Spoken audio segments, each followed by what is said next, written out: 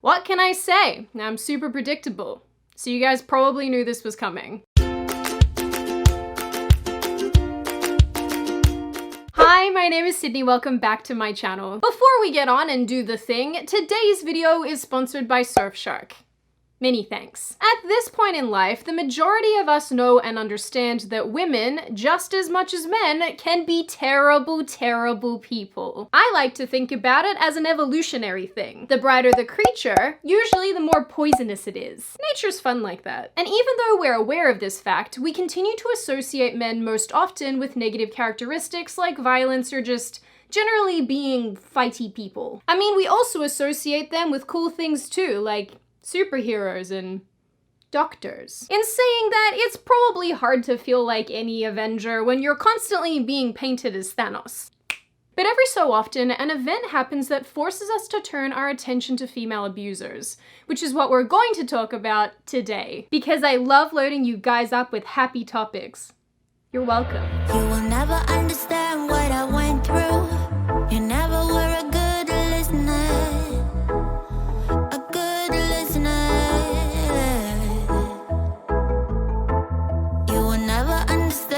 You put me through, and you never be a good lover, a good lover. And I'm screaming at the top of my lungs. That she might seduce a helpless child into sex play is unthinkable. And even if she did so, what harm can be done without a penis? To many of you, this quote from 1972 might sound totally crazy. But like other literature at the time, it reflects the widely held belief that sexual abuse of children by female perpetrators isn't harmful. Apparently, you have to have a man pickle for that to apply. Don't yell at me. I didn't make the rules. And even though we know that abuse is impactful no matter the perpetrator, this idea persists in some circles today, that female child sex offenders are less damaging to their victims than their male counterparts. Funnily enough, we see this play out all the time with teachers. Think about every story you've ever heard about concerning a female teacher and her male student.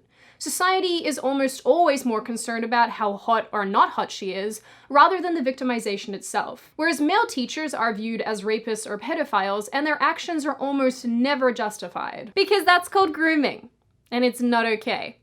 No matter how nice her teeth are. But downplaying female violence, no matter the environment, has been a prevailing attitude for a long time.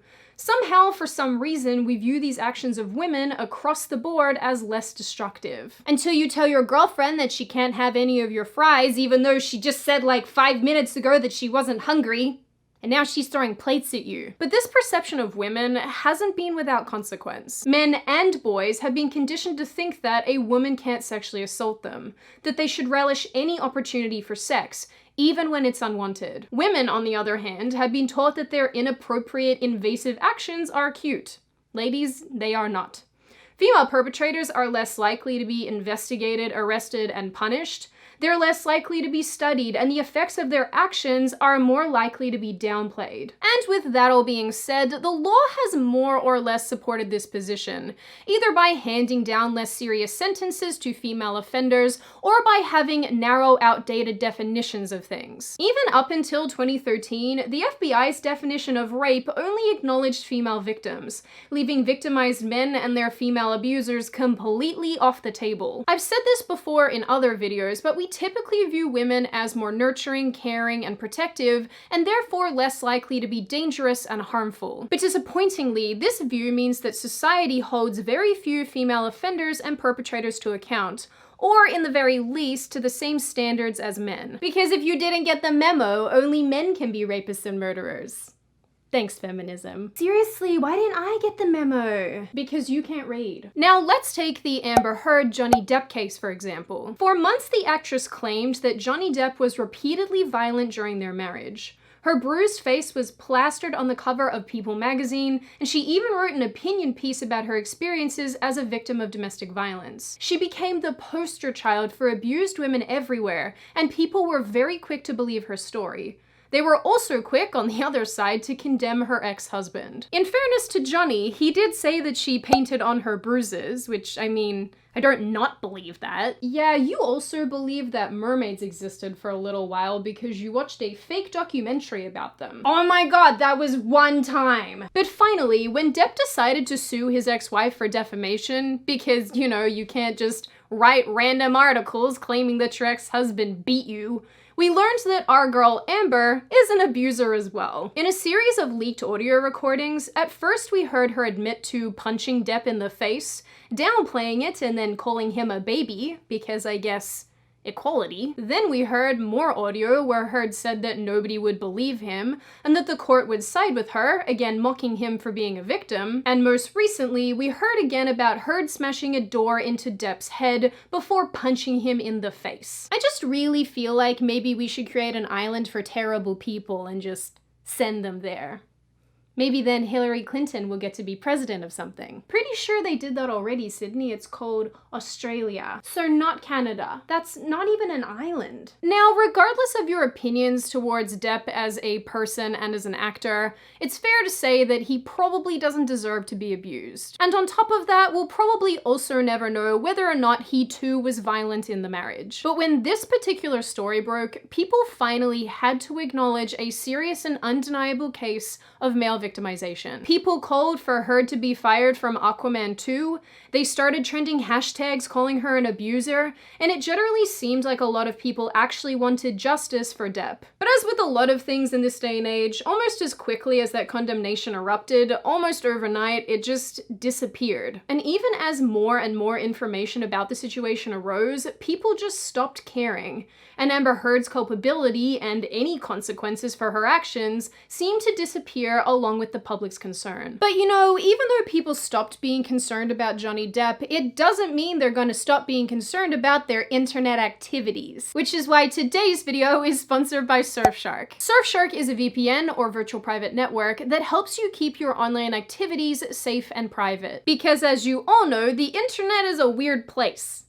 full of weirdos who want to hack you and sell your private information. Kind of like Apple and Facebook. Surfshark is great for increasing your online safety and privacy, not just from hackers and malware, but from your internet service provider and the government. Not today, FBI. Not today. Using Surfshark, you can easily browse the internet without being traced, so you can do all of your online activities anonymously. Yes, that's right. It will indeed stop people from finding out about your affinity for tentacle porn. I personally love Surfshark because you can use it on as many devices as you like, but namely because it lets me bypass country restrictions, which comes in handy if you're like me and you're disappointed with Netflix in your country. I prefer Australia's for bad shows like Rick and Morty and Riverdale. I'm not ashamed. Use code Sydney to receive 83% off and an additional month free. Surfshark also offers a 30-day money-back guarantee, so there's no risk in trying it out. So click the link in the description and support the company that supports my weird content. Now, I personally could not understand why Amber Heard was not being held to account. If she'd been a man, she probably would have been Harvey Weinstein. Or worse, Jeffrey Epstein. Or feminist-stein. How do you keep getting in here? When a woman is murdered, a wife is abused, or a child is molested by a man, the story is everywhere. It's in the news, on talk shows, and eventually results in a candlelit vigil and people marching down the street. When the same happens in reverse, there's rarely any coverage, and if there is, then there's no public outcry. And it isn't because it doesn't happen. It's because it's too uncomfortable or uninteresting to admit that it does. Data from the US Department of Health says that women are the most common perpetrators of child maltreatment. Government data from Britain actually confirms this view as well. Mothers, for example, are most responsible for infanticide, especially within the first 24 hours of a baby's life. And yet, when I look up child abuse and infanticide, all the results that I see talk about males as the primary abuser, which they can be. Don't get me wrong. Do not yell at me, Susan. I am aware. When we hear about females committing sexual assault or rape, we're almost surprised. People can't seem to reconcile how a man might let that happen, and even if he did, How could he not enjoy it? But according to the CDC, for example, over a year period, men and women were equally likely to experience non-consensual sex, with 79% of men reporting a female perpetrator. And even of the men who have experienced sexual coercion or unwanted sexual contact, 68% of them also had female perpetrators. Even in prisons where we have a long-held belief that sexual abuse is committed by male staff and male inmates, some research actually shows that women are much more likely to abuse one another at higher rates than their male counterparts and by male prison staff. This even goes on in juvenile institutions where the majority of young offenders report sexual victimization at the hands of a female staff member. And yet our view of this topic almost always involves a male perpetrator and a female victim. Even when we look at child sexual abuse, the idea is basically the same. An article by The Atlantic looks at several studies reporting that researchers have found that victims who experience childhood sexual abuse at the hands of both women and men are more reluctant to disclose the victimization perpetrated by women. Indeed, the discomfort of reporting child sexual victimization by a female perpetrator can be so acute that a victim may instead inaccurately report that his or her abuser was male. It feels really inappropriate to make a joke here, so here's a photo of me eating a burger instead, and a photo of me as a child, dressed as Batman, jumping off a couch, because apparently it's more important to take photos of this moment than stop me from jumping off the couch.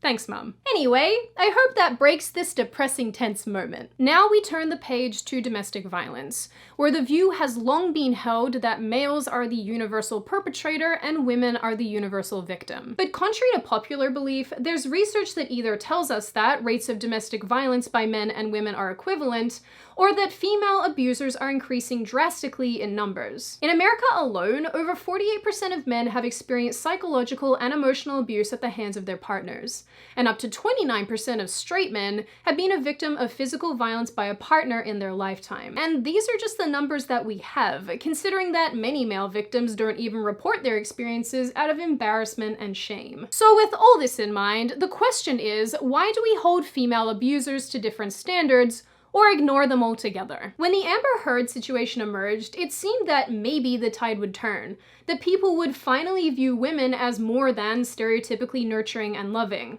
But maybe we're not hardwired to think like that. And maybe it's that we don't want to think like that. Part of the problem is that we don't understand female abusers well at all. And several research articles that I came across pointed this out, that our society largely fails to recognize female offenders, which allows them to avoid detection, prosecution, and interventions. And if we don't even think that female abusers exist, then why would we waste energy discussing or researching them? But when we do talk about female abusers, we typically view them as less impactful, especially when it comes to domestic violence. People hit and abuse family members because they can. And in today's society, as reflected in TV, movies, and feminist doctrine, women are openly given permission to hit men. For example, a woman slapping a man in the face is rarely, if ever, viewed as domestic violence. In a recent study, about 50% of men and women thought it was okay for a woman to hit a man. Some even said that they knew that they could not do too much damage because of their size.